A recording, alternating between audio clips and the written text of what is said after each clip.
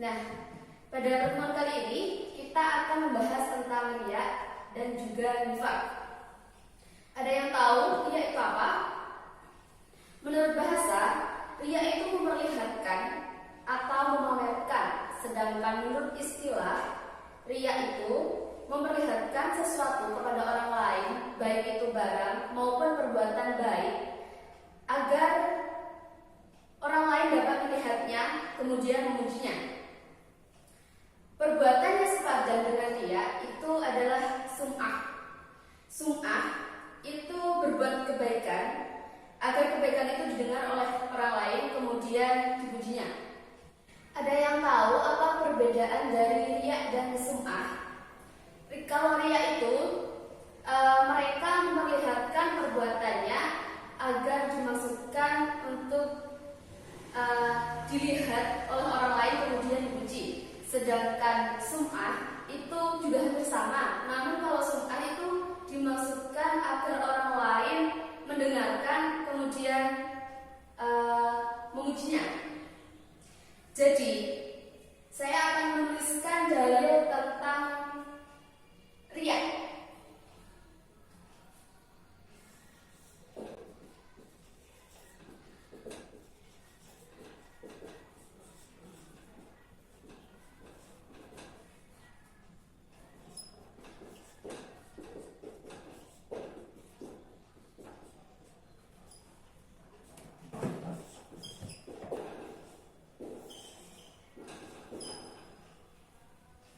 Mari kita baca bersama-sama hadis tentang riya.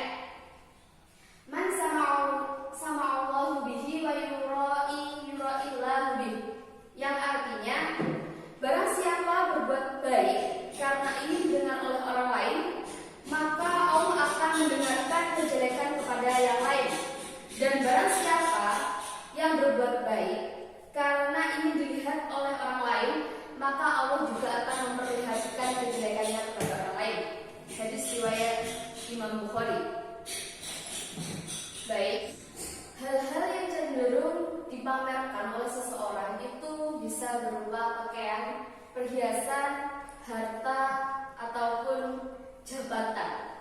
Nah, dari hal-hal tersebut, maka seseorang dengan mudahnya timbul pada hatinya itu untuk memamerkan agar didengar ataupun dilihat oleh orang lain. Contohnya, ketika ada seseorang menyantuni anak yatim, kemudian dia ingin ditayangkan di televisi agar seseorang melihat kebaikan dia dengan maksud untuk dipuji. Wah, orang ini kaya sekali, baik hati sekali, gitu. Kemudian, ada pun akibat buruk dari sifat riya, yaitu sifat riya dapat menghapuskan amal kebaikan kita. Jadi kalau kita susah-susah untuk beribadah dengan sungguh-sungguh, namun kemudian dari kita timbul rasa riya, maka perbuatan tersebut akan luntur. Kemudian riya mendapatkan dosa besar karena termasuk perbuatan syirik kecil. Yang ketiga, seseorang yang berbuat riya tidak selamat dari bahaya kafiran, karena riya sangat dekat hubungannya dengan sikap kafir, sesuai dengan surah Al-Baqarah ayat 264. Yang terakhir, Allah memberikan ancaman bagi pelaku riya, termasuk ketika melaksanakan ibadah sholat. Orang yang melakukan perbuatan riya diancam sebagai pendusta agama Islam ini, bahkan diancam dengan satu sanksi, yaitu neraka wail. Maka yang kedua yaitu nifaq. Kata nifaq berasal dari kata nafiqa al-yarbu, yang artinya lubang hewan sejenis tikus. Sedangkan menurut istilah, nifaq adalah perbuatan menyembunyikan kekafiran dalam hatinya dan menampakkan keimanannya dengan ucapan dan tindakan. Nifak dibagi menjadi dua, nifak i'tiqadi dan nifak amali. Nifak i'tiqadi adalah suatu bentuk perbuatan yang menyatakan dirinya beriman kepada Allah, sedangkan dalam hatinya tidak ada keimanan sama sekali. Seperti contohnya dia sholat, dia bersedekah dan beramal soleh lainnya. Namun tindakannya itu tanpa didasari keimanan dalam hatinya. Jadi kita kalau bersedekah, beribadah, kita itu tidak ada iman dalam hati tentang Allah. Jadi kita melaksanakan ibadah itu dengan cuma-cuma, tidak ada tujuan tertentu seperti